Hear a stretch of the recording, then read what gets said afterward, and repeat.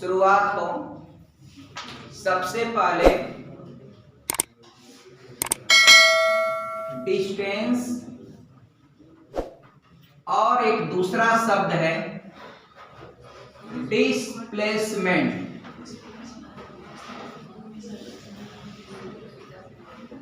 देखते जाइएगा, दोनों शब्द का हिंदी वर्ड है, इसका मतलब होता है मित्रों दूरी और इसका मतलब होता है विस्थापन। अब समझिएगा जरा ध्यान से, दूरी क्या है? प्रति एकांक समय में तय की गई लंबाई दूरी कहलाती है। पर unit time, in per unit time travel length is known as distance. But dear, विस्थापन क्या है?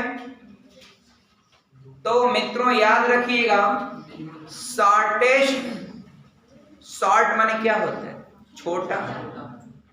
EST जोड़ देंगे तो सुपरलेटिव डिग्री हो जाएगा। तो shortest distance between initial position and final position is called displacement. यानी इन हिंदी सुनिएगा, प्रारंभिक अवस्था और अंतिम अवस्था के बीच की न्यूनतम दूरी विस्थापन होती है। अब मित्रों हम आपको बताए हैं कंडीशन कि विस्थापन दूरी से क्या होता है। दूरी जो है, ये जो दूरी है वह विस्थापन से या तो बड़ी होती है या तो बराबर होती है। कभी ऐसा नहीं होता है कि विस्थापन दूरी से बड़ा हो जाए। डियर, बात समझ रहे हैं आप? और विस्थापन शून्य होता है, विस्थापन शून्य हो जाता है डियर, क्योंकि लेकिन दूरी आपका जीरो नहीं होता है। अगर मान लीजिए डियर, यहां से कोई भी बॉल को अगर 90 डिग्री पर अपवर्ड फेंक रहे हैं, कितने डिग्री पर? 90 डिग्री पर, तो ये बॉल जाएगा जाएगा जाएगा जहां उसका वेग जीरो होगा। आफ्टर दैट वह बॉल फ्रीली फॉल डाउन, नीचे गिरेगा और जहां से चला है वहीं पर आकर गिर जाएगा।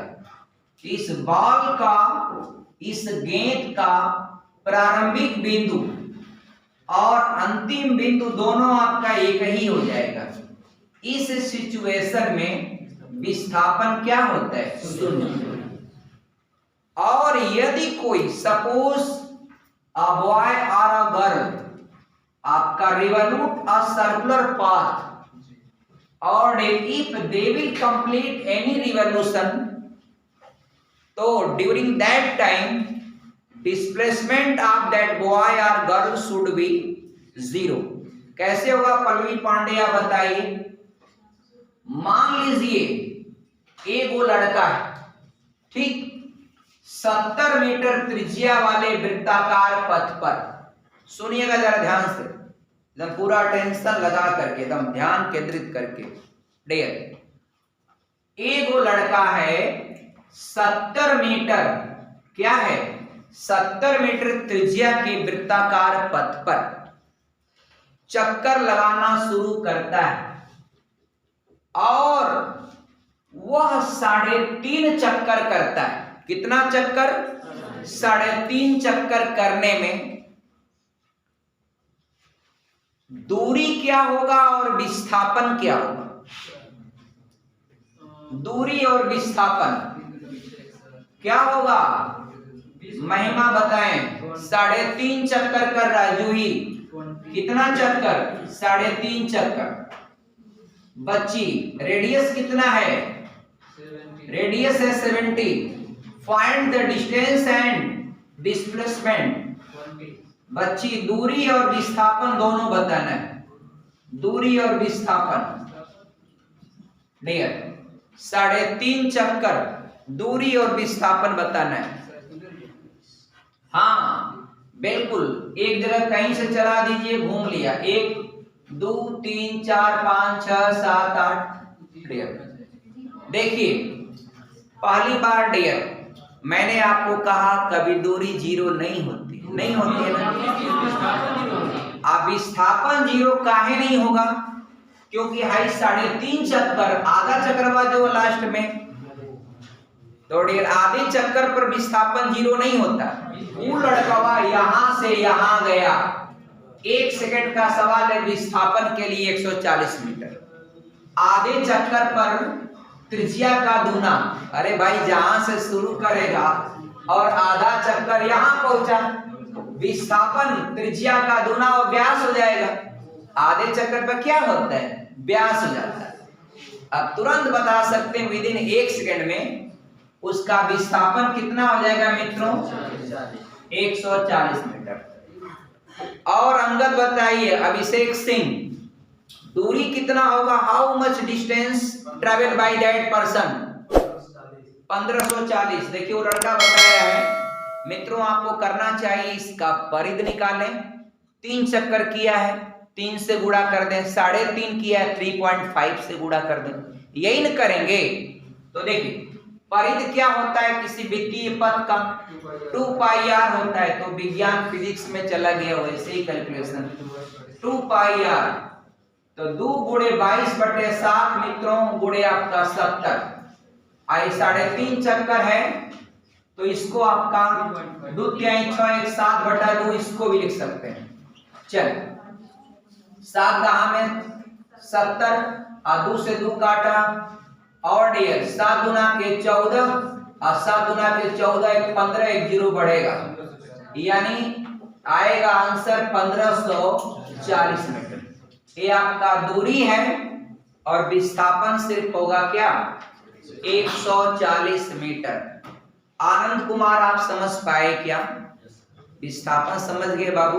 देखो यहां से चलेगा, यहीं से चल रहा है ना, 1 चक्कर विस्थापन 0, 2 चक्कर विस्थापन 0, 3 चक्कर विस्थापन 0, 3.5 में यहां रुक गया।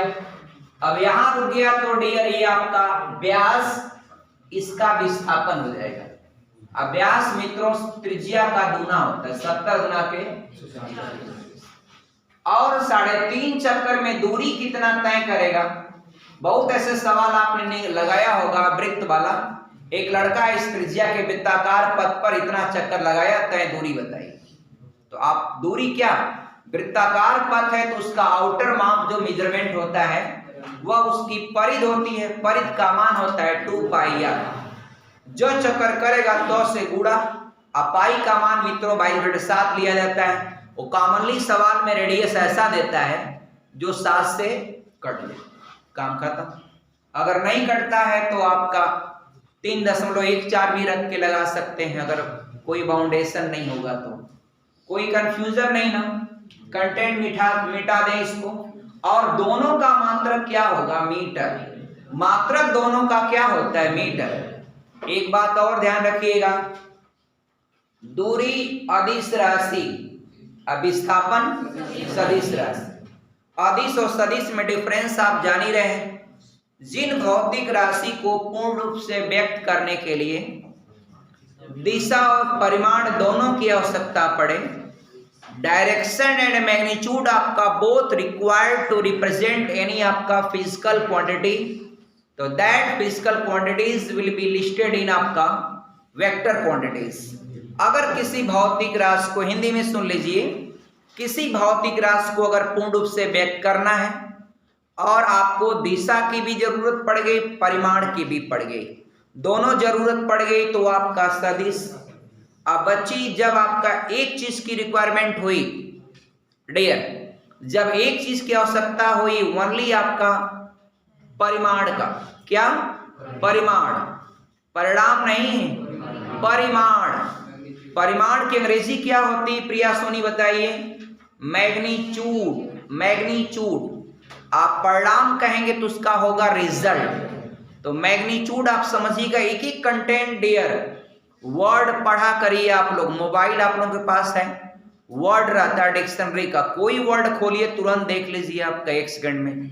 और डियर खाली साथ में पढ़ते समय एक आपके पास ऐसा जगह हो, एक पेज जहां पर वर्डिंग नोट करते चलें, इंग्लिश का वर्ड। अगर आपके पास इंग्लिश के वर्ड नहीं है ना, कोई मतलब नहीं आपको। आपका आगे चलकर इंटरव्यू में ऑफिसर्स के एग्जाम देंगे, आपके पास वर्ड नहीं रहेगा, आप पूरा एकदम ठेठ भोजपुरी बोल के आएंगे इंटरव्यू में आईएएस के, पीसीएस के, क्या होगा आपका? आपको हर चीज जो है वो अलग बात है। उनका इंटरेस्ट हुआ कि किस तरह की लोकेलिटी से आप आते हैं, तो वो सब पूछ लेते हैं। आईएएस या पीसीएस के जो इंटरव्यू होते हैं डियर, अगर आपको पूछ लिए कि आप ऐसे लोकेलिटी से आते हैं जहां पर भोजपुरी बोली जाती, तो कहेंगे आप जरा अपना भोजपुरी में परिचय दीजिए, तो आप वही अपना परिचय बताएंगे, हम ई बाड़ी, हमारा नाम बा डियर, अलग अलग बताएंगे ना डियर आपका हमारे यहाँ। तो डियर वो थोड़ा मोड़ा बोल के ऐसे जानते हैं कि इनको अपना स्थानीय कला और संस्कृति का ज्ञान है कि नहीं। आईएएस पीसीएस में ऐसा नहीं होता कि केवल आपका डियर, वो आपको चेक करते हैं। मान लीजिए ज्योग्राफी से भरे हैं, तो ज्योग्राफी में जाएंगे, अगर सही जवाब नहीं दे पा रहे हैं तो चेंज करके दूसरे सब्जेक्ट में जाते हैं कि कहीं से भी आपके अंदर क्या क्वालिटी है, आपकी पर्सनालिटी, व्यक्तित्व क्या है, वो निकल के आए, प्रदर्शित हो, उस पर नंबर दिया जाता है डियर। उस पर नंबर आपको मिलता है। आपके व्यक्तित्व को किसी न किसी तरीके से वो ढूंढेंगे कि आप बोले उनके सामने, अपनी बात को रखें।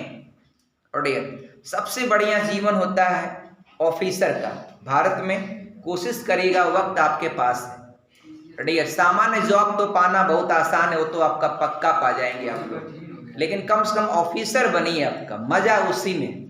जिंदगी अगर जीना है तो ऑफिसर की जिंदगी जिए आप, बड़े बड़े पद लीजिए।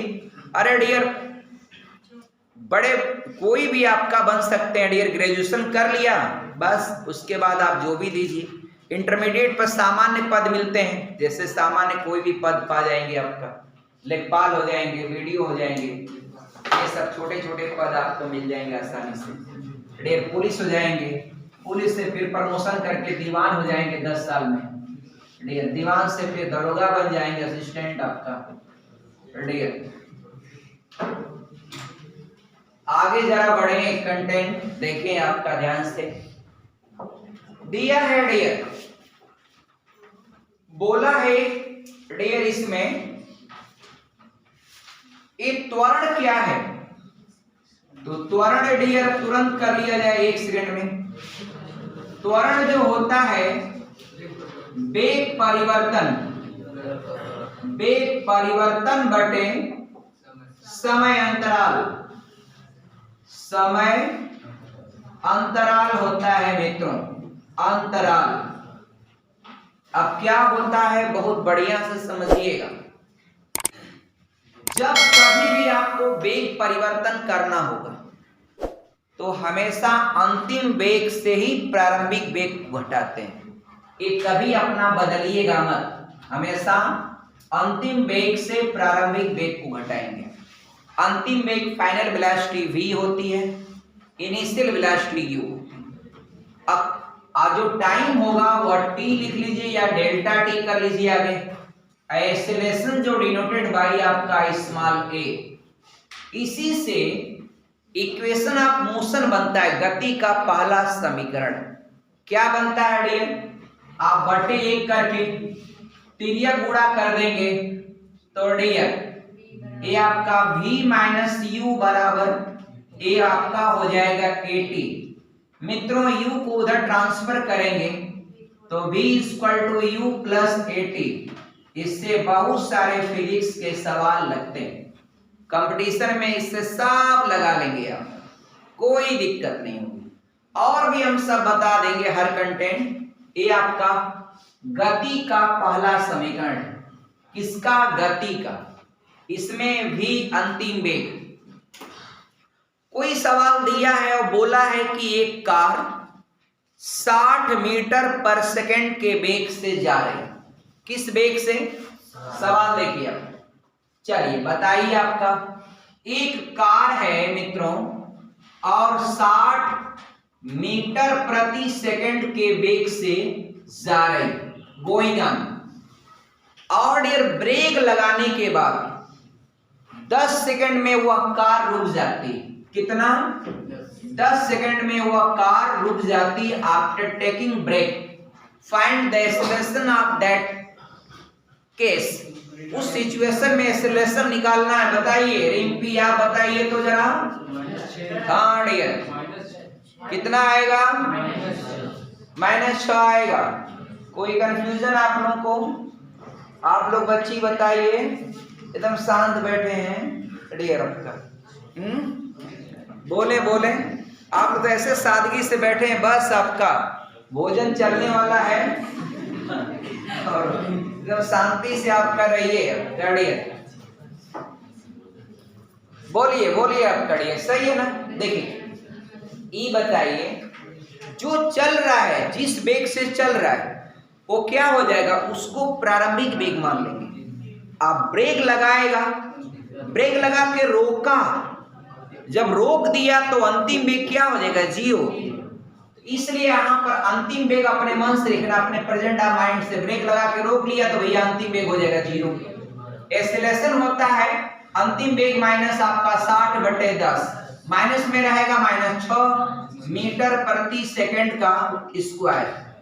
एक्सेलरेशन का मात्रक होता है मीटर पर सेकंड स्क्वायर। कोई कंफ्यूजन नहीं ना किसी को? और डियर एक बात और जानिएगा, एक एक्सेलरेशन जो त्वरण है, वह त्वरण जो है प्लस भी होता है, माइनस भी होता है और 0 भी होता है। कब होता है 0? When acceleration will be 0? Who will tell me? हाँ डियर, यानी उसकी भाषा बोलिए जरा। आप तो पूरा निचोड़ बोल रहे हैं, भाषा बोलिए। जब कोई कार एक नियत वेग से चल रही है, एक कांस्टेंट वेलोसिटी से चल रही है, उसकी वेलोसिटी में कोई फ्लेक्सिबिलिटी नहीं होती, तो क्या होता है मित्रों? वो आपका एक्सेलरेशन क्या होता है? 0। कोई कंफ्यूजन नहीं ना? आगे बढ़ रहे हम डियर। त्वरण कैसी राशि है? एक सदिश राशि है। क्या है? सदिश राशि। एक वो बात बताइए, यहाँ पर थोड़ा ग्रेविटी को मर्ज कर दें इसमें समीकरण में, कोई परेशानी नहीं होगी आप लोगों को। चल उम्मीद करता हूं प्रॉब्लम नहीं होगा। थोड़ा सा समय दीजिए, खटाखट हम लोग पूरा करते हैं डियर। कमी मेरी रही कि आज क्लास छोटा लिया, ये मेरा दोस्त है डियर। और जानते हैं समय जब बिता देता है कोई भी ना, कहीं से कट जाए ना, तो बहुत बड़ा नुकसान होता है। इसलिए समय की कीमत समझिए आप डियर। हाँ बिफोर एडवांस लेंगे क्लास डियर, बिल्कुल लेंगे बाबू। एक काम करो, क्या देखो, जो औसत वेग होता है ना, औसत वेग क्या होता है? औसत क्या होता है dear? Who will tell me formula of average? Sadhna बताइए, औसत का फार्मूला बोलिए। औसत वेग का मतलब बच्ची बोलिए, औसत लगा दिया, सम ऑफ ऑल टर्म बटे नंबर ऑफ टर्म। जो ये क्या बोल रही हैं? बोलिए। औसत लगा है बच्ची, सम ऑफ ऑल टर्म बटे नंबर ऑफ टर्म डियर। नहीं समझा? समझ में आ गया डियर? अंग्रेजी में कोई परेशानी होती है? अंग्रेजी बोलता हूं समझ नहीं आता है? एकदम आता है।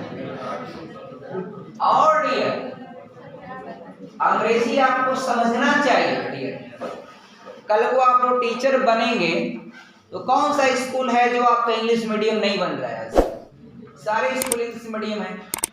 आपको इंग्लिश जानना चाहिए डियर। देखिए मैंने यही बोला, सम ऑफ ऑल टर्म, सभी पदों का योग, बटे नंबर ऑफ टर्म, पदों की संख्या। काम खत्म। यही होता है किसका? औसत की परिभाषा। औसत का कौन फार्मूला आप नहीं जानते?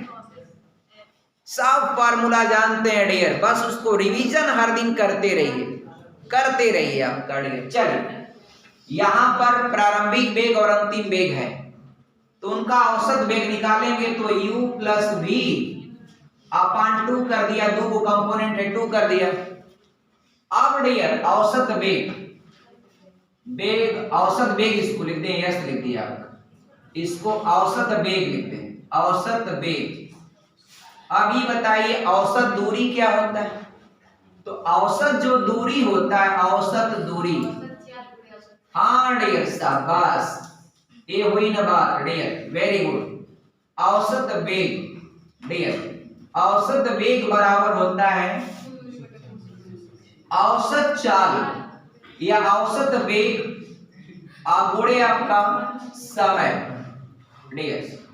औसत वेग नहीं है आपका औसत दूरी, औसत दूरी बराबर ये होगा, दूरी को यस से रिप्रेजेंट करेंगे और औसत वेग क्या हो जाएगा, ये आपका u प्लस वी अपान 2 आई इंटू समय t।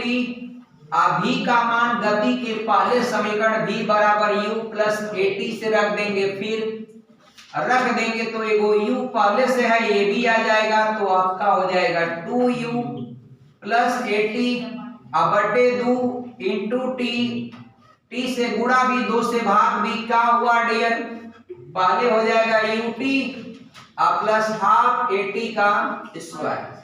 कैलकुलेशन बहुत जल्दी कर दिया, थोड़ा सा देख लीजिएगा, जिसको नहीं समझ में आएगा फिर पूछ लीजिएगा। यस बराबर ut प्लस हाफ 80 स्क्वायर। आपको जो भी सवाल पूछेगा विज्ञान का रेलवे में, सब फार्मूले इस्तेमाल होते हैं, धड़ाधड़ इस्तेमाल करके आप निकाल लीजिएगा। और डियर बच्चा है, देखिए 2 इसके भी बटा है इसके बटा है, तो यहाँ से 2 कट गया है, टी का गुणवा हुआ तो u इंटू टी, और यहाँ 2 था नहीं तो यहाँ बट्टे 2 लग गया है, एक था एक पहले से था, और टी और टी का गुणा किए तो T square, half at square. बड़े से बड़े कंटेंट आप लोग पढ़ा करिए, साफ समझ में आएगा। ऐसा कुछ नहीं कि आप दिमाग में समझ में नहीं आएगा, बस एक बार मन लगा करके पूरा 100% मनोयोग के साथ आप समझने की कोशिश तो करें डियर। बेटे कहावत है, कौन कहता है आसमान में छेद नहीं होते, एक पत्थर तो तबीयत से उछालो यारो, होता है ना डियर ये आपका। तो कौन कहता है कि आपको समझ में नहीं आएगा डियर, एक एक किताबें हैं आप लोग डियर, आप लोग पास अब कंटेंट बहुत आसान हो गया। कंटेंट ढूंढना मोबाइल से ढूंढ लीजिए, जो चाहिए कंटेंट आपका, बड़े बड़े टीचरों का कंटेंट आप तुरंत मिल जाएगा आपको यूट्यूब पर, आप देख लीजिए कंटेंट आपका। और हमारा चैनल तो आप लोग बढ़िया से देख रहे हैं ना, सब्सक्राइब भी करिएगा, जो अगर चैनल पर पहली बार है सब्सक्राइब जरूर करें डियर। अगर कर लिया है सब्सक्राइब तो डियर कोई बात नहीं, कमेंट तो आप लोग बहुत करते हैं डियर, कमेंट से आपका तबीयत खुश हो जाती है डियर।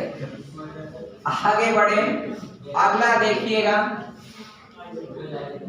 डियर।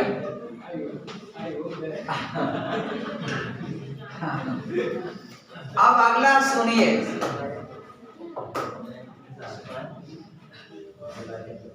एक इक्वेशन थर्ड वाला होता है, थर्ड वाला होता है डियर v स्क्वायर बराबर u स्क्वायर प्लस 2as।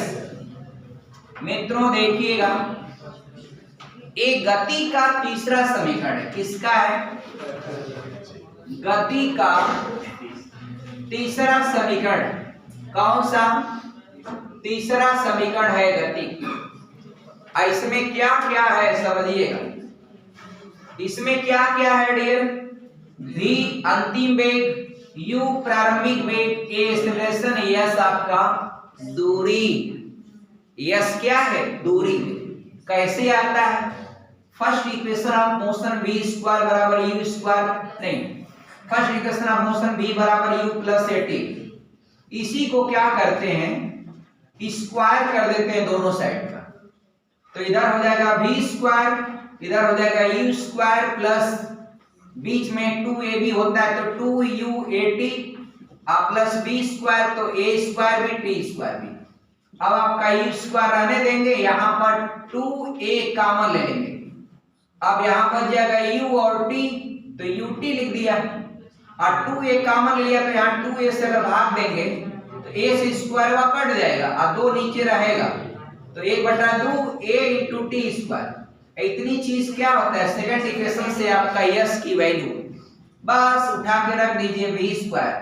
ए v स्क्वायर बराबर u स्क्वायर प्लस आपका 2as, यही आपका थर्ड इक्वेशन ऑफ मोशन है। मित्रों एक बात जानिएगा, कोई भी बॉडी फ्रीली अगर फॉलिंग हो रही तो जी की दिशा क्या है, जी की दिशा जो है अर्थ की ओर होती है, ग्राउंड की ओर होती। तो गुरुत्वीय त्वरण के अधीन अगर कोई बॉडी गिर रही है तो तीनों समीकरण में जहां ए लिखा है वहां पर जी हो जाता है, और जहां यस लिखा है वहां हाइट हो जाती है एच। तो पहला हो जाएगा v बराबर u प्लस जी टी, नहीं u प्लस जी टी होता है, u प्लस जी टी हो जाएगा डियर ए आपका। दूसरा हो जाएगा यस बराबर U T plus half G T square, और ये तीसरा हो जाएगा v स्क्वायर बराबर u स्क्वायर प्लस 2gh, 3 हो जाएगा। अगर डियर उठाकर कोई भी आपका स्टोन अगर आप ऊपर फेंक रहे हैं, अगर किसी चीज को ऊपर फेंका जाता है, if will throw any body toward sky, आसमान की ओर जब फेंकते हैं तो पृथ्वी के गुरुत्वीय त्वरण के विपरीत काम करते हैं। तो विपरीत काम करेंगे तो जी किसमें लगेगा, सारा जी माइनस हो जाता है। सवाल जहां लगाएंगे वहां खेल समझिए, ये फ्रीली फॉलिंग हो रहा है या इसको अपवर्ड थ्रो कर रहे हैं। अपवर्ड थ्रो करेंगे तो माइनस इस्तेमाल करेंगे, फ्रीली फॉलिंग हो रहा है तो प्लस इस्तेमाल करेंगे।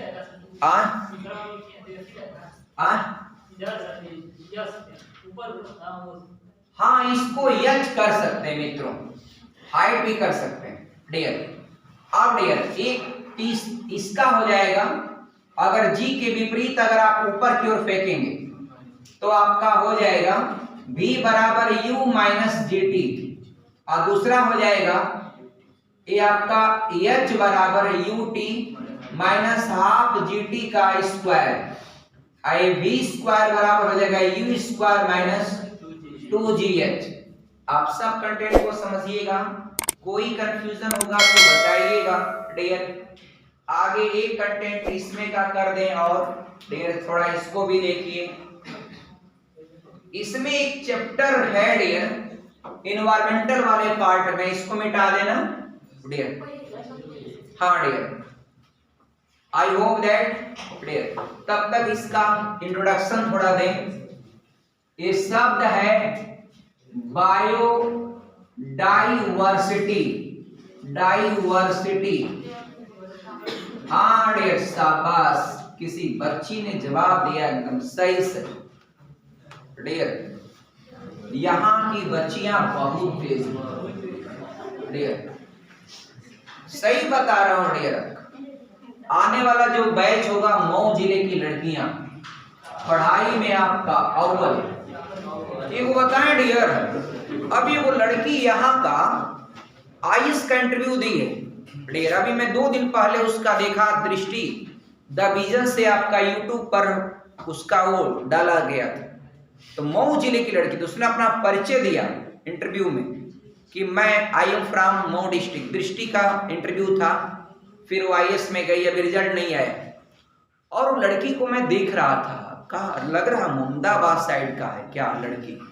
फिर उसको इंटरव्यूअर ने पूछा कि महू आपका क्या वहां का एमपी वाला महू, तो नहीं सर मऊ नाथ भंजन। उसने बताया मुझे भी, मेरा भी सीना गदगद हो गया, और हमारे जिले की लड़की और आईएएस इंटरव्यू में पहुंची। तो जरूर आपका उम्मीद करता हूं, शुभकामना है हम लोग की उसके साथ आईएएस बने डियर। तो मऊ जिले की लड़की थी आपका, आईएएस का इंटरव्यू दे रही थी। तो डियर अब इतना तो है काबिलियत उसके अंदर, प्री पास किया, मेंस पास किया, इंटरव्यू में पहुंची है खड़ी। उम्मीद करते हैं डियर बने, आप लोग भी बने, आप लोग का भी कोई अधिकारियों को, ऑफिसरों को आइकॉन बनाइए अपना डियर। ऐसे नहीं आपका डियर। अब कुछ लोग होता है कितने लड़के गलती करते हैं, सलमान खान को आइकॉन बनाते हैं, अपने रहेंगे एकदम आपका डियर ब्रायन लारा की तरह, और सलमान खान को आइकॉन बनाएंगे, क्या फायदा होगा डियर? कोई फायदा नहीं डियर। अपना अगर कुछ बनाते हैं फेवरेट तो ऐसे अपने से तालमेल बना के बनाइए डियर। आगे देखिए अगला कंटेंट।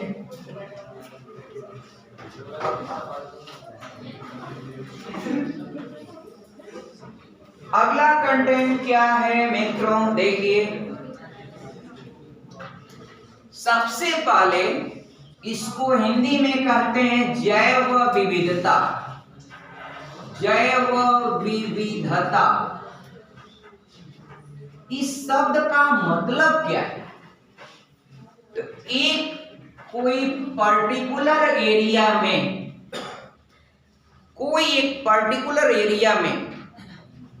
विभिन्न प्रकार के पेड़ पौधे और जीव जंतुओं की उपस्थिति जैव विविधता कहलाती। मान लीजिए डियर, एक पर्टिकुलर एरिया में खाली आम का पेड़ हो तो बायोडायवर्सिटी नहीं होता है मित्रों।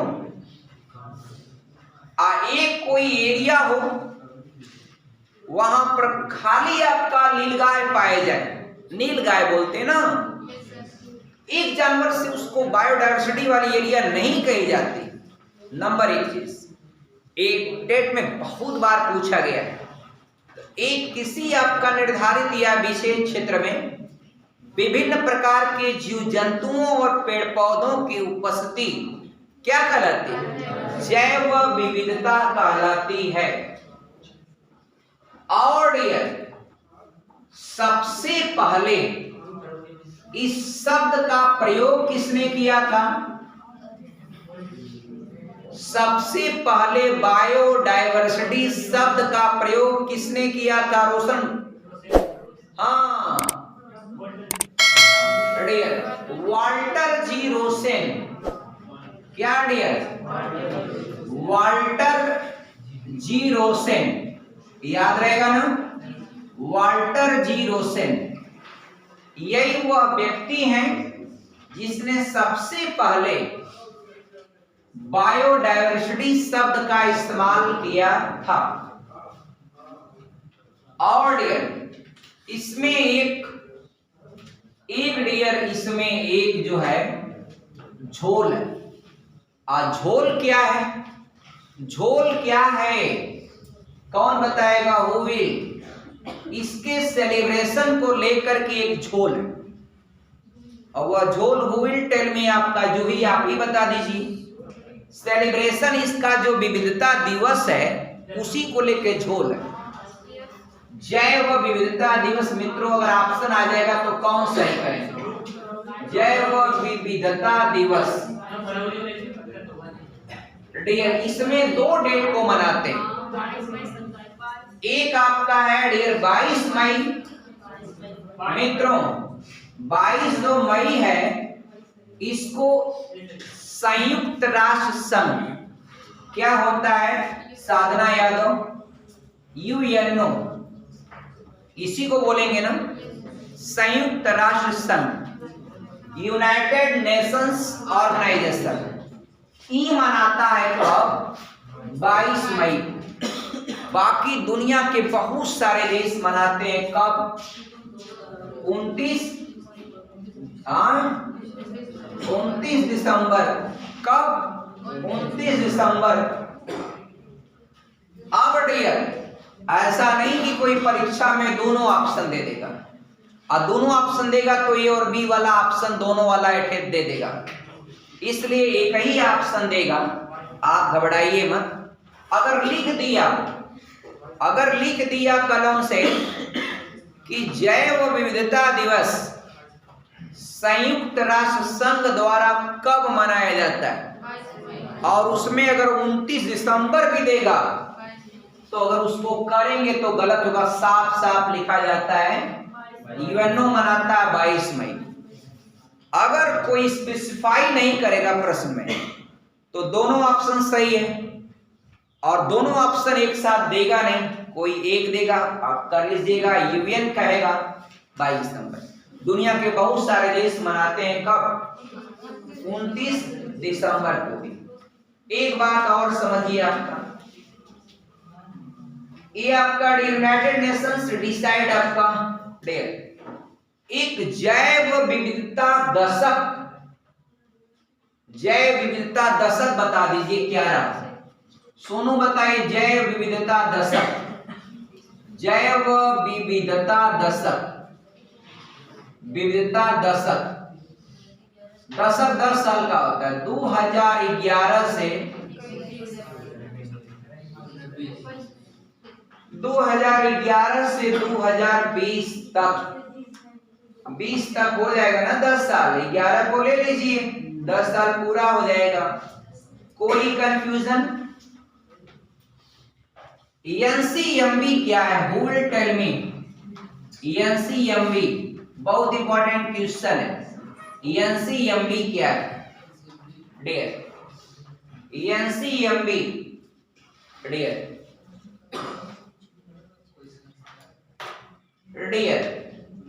ये जानते हैं क्या है dear? National centre for marine biodiversity. क्या है? साधना बताइए। नेशनल सेंटर फॉर को फुल फॉर्म में शामिल नहीं करते। National centre for marine biodiversity. Marine शब्द किसके लिए इस्तेमाल होता है? समुद्र के लिए इस्तेमाल होता है। किसके लिए? समुद्र के लिए। तो मित्रों याद रखिएगा, भारत का पहला national centre for marine biodiversity Gujarat प्रांत के जामनगर में स्थित है। आप कभी मत भूलिएगा डियर, इन्वायरमेंटल ऐसा है, जब आप पीसीएस में जाएंगे ना तब हमको याद करेंगे कि सर ने तो सब कुछ पढ़ा दिया था हमको 2 साल पहले ही, और हमारा एक भी क्वेश्चन अगर छूट जाए इन्वायरमेंटल का, आप लौट के आइएगा, फिर हमसे पूरी फीस ले लीजिएगा वापस। कहते हैं ना, प्रश्न कितना फंसा, जो लिखवा रहे हैं टेट में तो पूरा आता ही आता है। और ये जिस दिन आप ऑफिसर का एग्जाम देंगे उस दिन बताइए, कोई ऑफिसर का एग्जाम दे के आई, उस परीक्षा के पेपर पर लिखा रहे ऑफिसर, बताइए कितना फंसा इन्वायरमेंटल का डियर।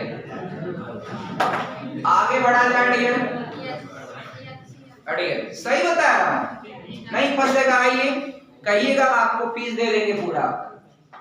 डियर आप जाओ, उसमें कोई बात के कच्चे नहीं है। हाँ, वो तो आप लोग की महानता है डियर, आप लोगों की महानता है dear.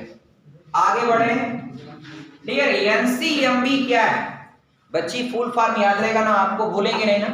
National centre for marine biodiversity.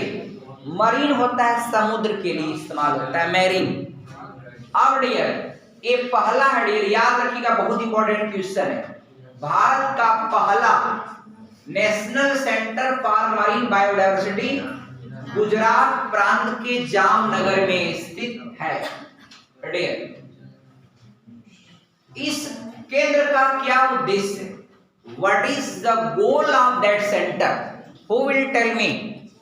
माही आप बताइए, what is the goal of that, what is the goal of NCMB dear? ये जब बड़े बड़े एग्जामों में बैठेंगे ना आप, तो तब वहां पर बना रहेगा, जगह लिखेंगे, तब आपके पास मजा आएगा कंटेंट को पढ़ने का डियर। पढ़िए खूब मेहनत से। इसका उद्देश्य है समुद्री बायोडायवर्सिटी को बचाना।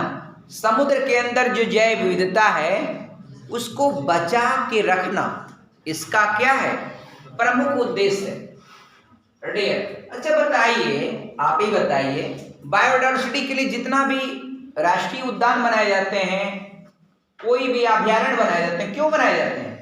ताकि उस तरह की चीजें जो वहां पर रहती हैं उनको जो बचा के रख पाए डियर। इसलिए उनके लिए स्पेशल एक एटमॉस्फेयर बनाया जाता है जहां पर वे सेफली अपने आप को सुरक्षित रख सकें आप। डियर जैसे अभी इस समय आप लोग वाराणसी में चले जाएंगे, हम एक दिन गए थे और डियर गंगा नदी में इतनी सुंदर सुंदर पक्षियां, और सारी पक्षियां आई कहां से थी?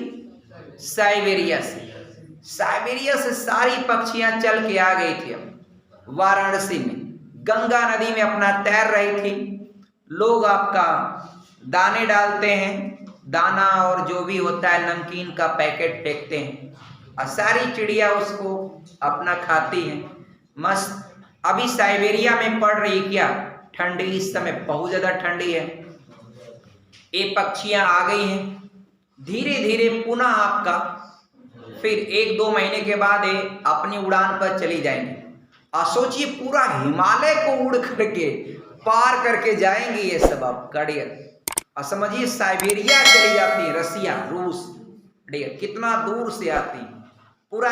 डियर अब एक कोई स्टूडेंट हमें बताए, एनी स्टूडेंट टेल मी कि साइबेरिया से अगर कोई पक्षी चली होगी, सपोज आपका किससे पूछ लूं, मैप का अच्छा ज्ञान होगा। डियर चलिए पूछ लूं डियर आपका अभिषेक सिंह आपसे मैं पूछता कि अगर कोई बैकाल झील में तैरने वाली पक्षी अगर वह सीधे आपका उत्तर प्रदेश को आए, वाराणसी को आए, तो वह किन किन देशों को पार की हो? किन किन देशों को पार की हो? मैप का ज्ञान होगा आपको। किन किन देशों को पार की होगी?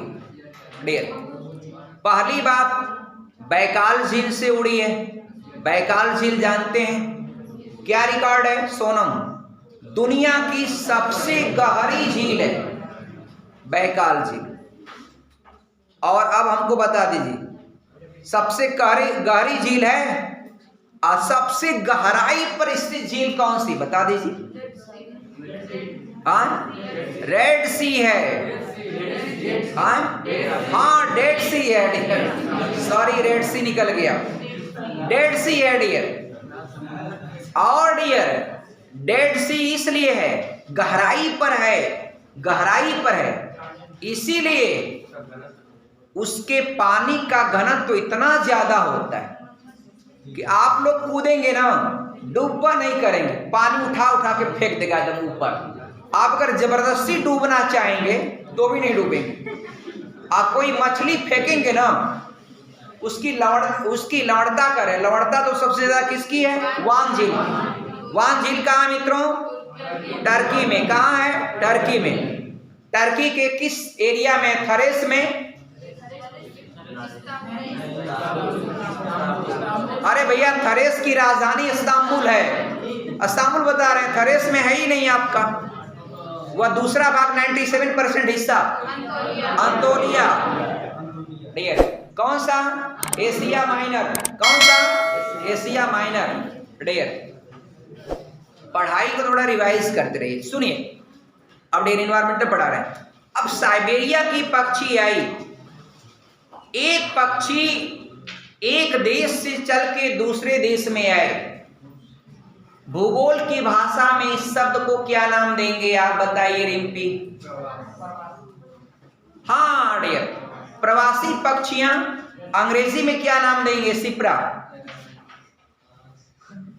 माइग्रेशन, माइग्रेट करके आना। माइग्रेशन एक प्रक्रिया होती है। माइग्रेशन यहां से वहां चला जाना, वहां से यहां आ जाना, माइग्रेशन। और डियर 3 बज गया डियर, डियर 3 बज गया। अब डियर चलिए ओके धन्यवाद, थैंक्स डियर।